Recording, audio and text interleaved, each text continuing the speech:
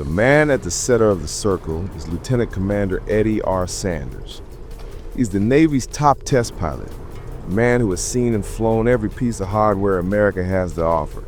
But what he's looking at now, surrounded by armed Marines, is a ghost, an impossibility, something that makes the hair on his arm stand up. This is Zero, serial number 4593. To the officers in Washington, D.C., it's an intelligence prize so valuable they are already calling it the Rosetta Stone of the Pacific Air War. So, Rosetta Stone is just a fancy way of saying instruction manual. Specifically, the chapter on how to kill it before it kills you. Got it. To understand the code they were about to break, we must first understand the legend they were about to shatter. The legend of the Invincible Japanese Zero. In the opening months of the war, the Zero wasn't just a fighter, it was a psychological weapon built to dominate a 1930s paradigm of air combat, a philosophy that aerial warfare was won in close quarters turning dogfights. In that arena, the Zero was king, establishing total air supremacy with a kill ratio that defied logic. During the Indian Ocean raid in April 1942, a force of 36 Zeros decimated a fleet of 60 British aircraft, losing only one of their own. The Zero's extreme range added to its mythical status. It would appear in battle hundreds of miles from any known Japanese base, leading Allied intelligence to hunt for non-existent aircraft carriers. The effect was psychological. It seemed like there were 3 times as many Zeros in the sky as there actually were. These weren't just numbers on a page. This was a death sentence. For the pilots who faced it, it was a nightmare. As one famously put it was like fighting a ghost. You'd be chasing him one second, then the next he'd be on your tail, guns blazing. It could turn on a dime and climb like a rocket. We contrast this terror with the cool, lethal confidence of Japanese ace Saburo Sakai.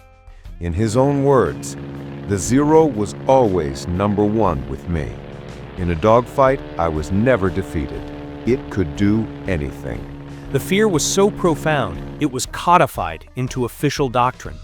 Tactical manuals from 1942 contained the most humiliating order an Allied fighter pilot could receive. Do not attempt to dogfight a Zero. The strategy was, literally, to run away. The beginning of the end for the Zero came on June 4, 1942, not with a new plane, but with a single, stray bullet from an American destroyer. During the raid on Dutch Harbor, a .50 caliber round fired from the ground punched through the engine cowling of the Zero flown by 19-year-old Flight Petty Officer Tadayoshi Koga. It was a 1 in a million shot. The bullet severed the oil return line, a wound that wouldn't cause a catastrophic explosion but would guarantee the engine seized up within the hour. Circling above, Koga's 2 wingmen, Chief Petty Officer Makoto Endo and Petty Officer Tsuguo Shikara, watched in horror as his engine bled its life out into the sky. Their orders were absolute. Any Zero that goes down must be destroyed, strafed until it is nothing but burning wreckage. But they saw Koga's propeller still spinning, saw his controlled glide towards Akutan Island. He was alive. They faced an impossible choice: follow orders and strafe their comrade, incinerating him in his cockpit, or break protocol and hope for his survival. Their moment of human loyalty, their gamble that he might be safe, would prove to be a catastrophic act of unintentional treason. They held their fire and flew away. Koga spotted what looked like a perfect green field on the desolate landscape of Akutan Island, a safe place to land. It was a fatal illusion. He was looking at muskeg, a treacherous bog created by centuries of decaying vegetation, covered by a thin layer of grass.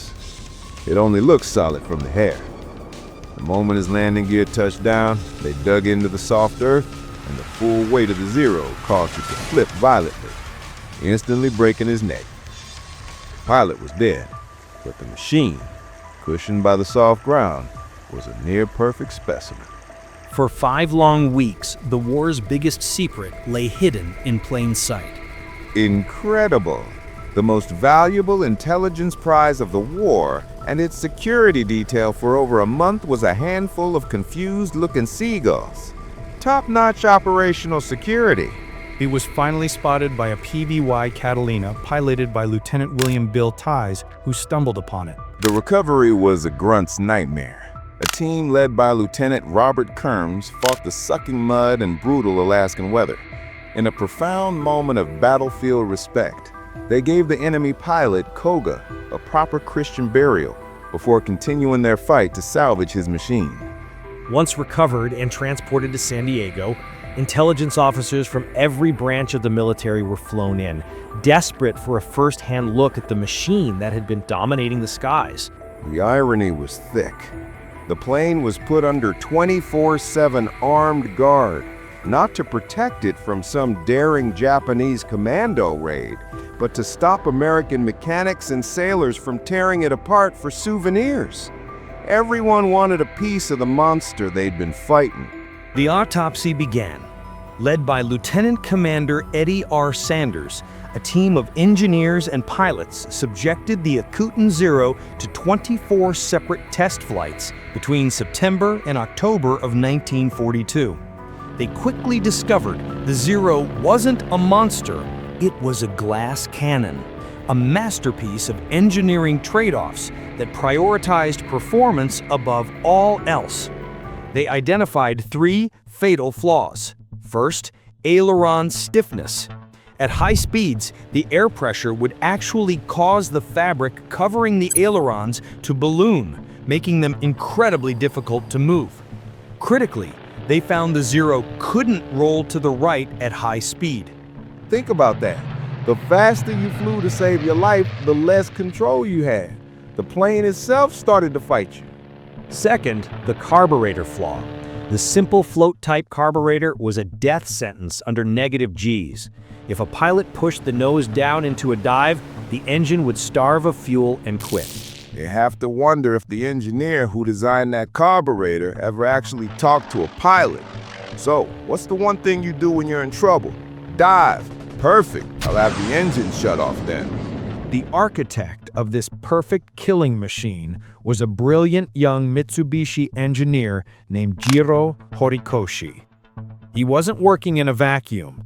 In the late 1920s, he had been sent to study aircraft factories in Europe and the United States, including the Curtiss plant in New York. So the guy who built the plane that would terrorize American pilots learned some of his tricks in America.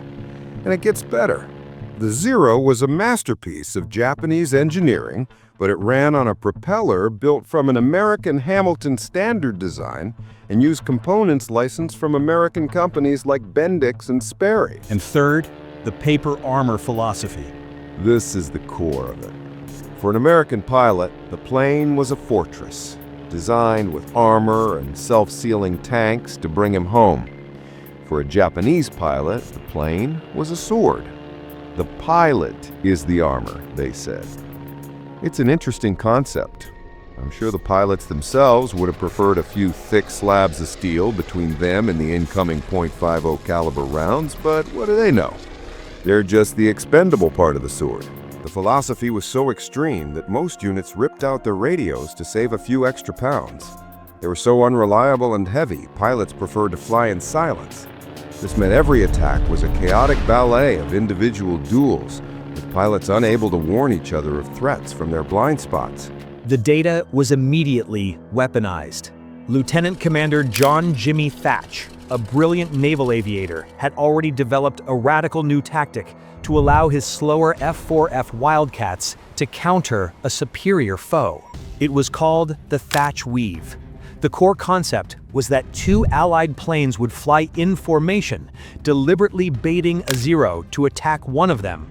When the Zero took the bait, the 2 American planes would turn toward each other, inevitably bringing the enemy fighter directly into the gun sight of the other wingman. The Zero's weaknesses against this kind of coordinated multi-axis attack made this defensive maneuver even deadlier. And the offensive plan was even simpler. The new doctrine, Boom and Zoom was basically a license to fight like a bully.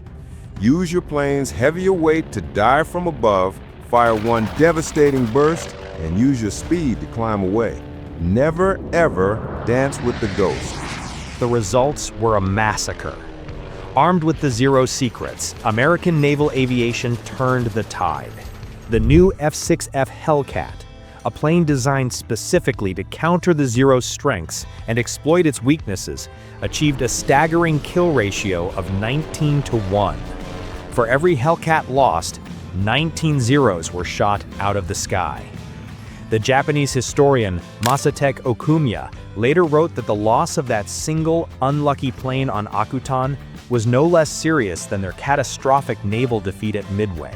But after all that, the legendary Akutan Zero wasn't shot down in some final blaze of glory. After surviving battle, a crash landing, and being pulled from a swamp, its story ends in the most ignominious way possible. One evening on the busy tarmac in San Diego, a clumsy Curtiss SB-2C Helldiver lost control while taxiing and plowed directly into the priceless intelligence asset, chopping it to pieces with its propeller. So after surviving combat, a crash, and a swamp, the thing that finally kills the legendary Zero is bad parking. A truly epic end for a legendary machine. In the end, this was a clash of doctrines. The Japanese philosophy of short-term performance and pilot sacrifice against the American philosophy of pilot survivability and long-term attrition. In a long war, the side that valued its people won. The Akutan Zero was a story of top-down intelligence, capturing the enemy's best weapon and dissecting its secrets to win. But what happens when the deadliest flaw isn't in the enemy's plane, but in your own? Right, that's a problem for the generals. Our next case file is about a B-17 tail gunner who got tired of waiting for them to find a solution. He watched his friends die every week and decided to solve the problem himself with scrap metal and an illegal idea. He invented a gun sight that saved 8,400 lives. But before he could save anyone, he had to fight his own command, who wanted to ban his invention and court-martial him for it. It's an incredible story of genius versus bureaucracy, and it's the subject of our next case file. Click the link on your screen to watch it now.